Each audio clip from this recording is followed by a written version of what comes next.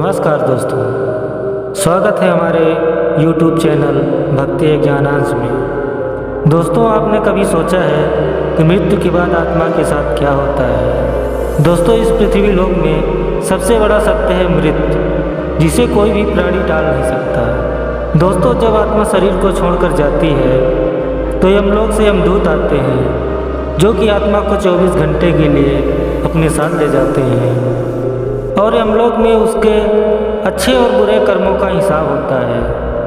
और 24 घंटे के अंदर यमदूत उस प्राणी की आत्मा को 13 दिनों तक उसके घर में छोड़ देते हैं और वह आत्मा 13 दिनों तक अपने परिजनों के आसपास घर में भटकती रहती है और उसके बाद आत्मा मृत्यु लोक से यमलोक की ओर निकल पड़ती है, जिसे पूरा करने के लिए उसे 12 महीनों का वक्त लगता है।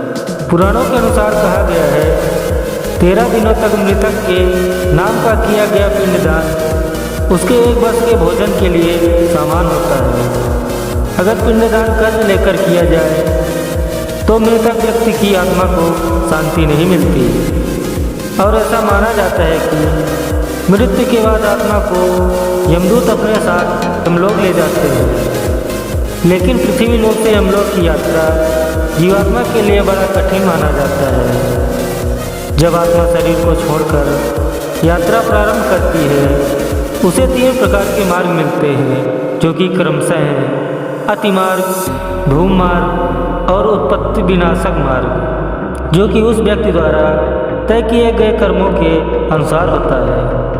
अति मार्ग जो कि ब्रह्मलोक और देवलोक की यात्रा के लिए होता है, वहीं धूम मार्ग प्रेतलोक की यात्रा के लिए होता है और उत्पत्ति विनाशक मार्ग नरक की यात्रा के लिए ले जाता है। इन तीनों मार्गों के बीच एक पड़ती है वैतरणी नदी।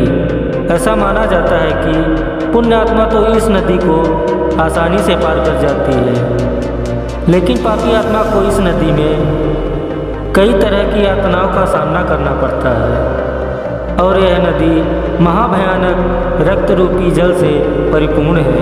इतना ही नहीं, मांस कीचड़ से भरी हुई है। यह नदी पापी जीवात्मा को देखकर कई तरह के भयंकर स्वरूप को धारण कर लेती है। पापी आत्मा को नदी में प्रवेश करते ही इस नदी का रक्त रूपी जल पात्र में रखे तेल के भांति तुरंत खौलने लगता है।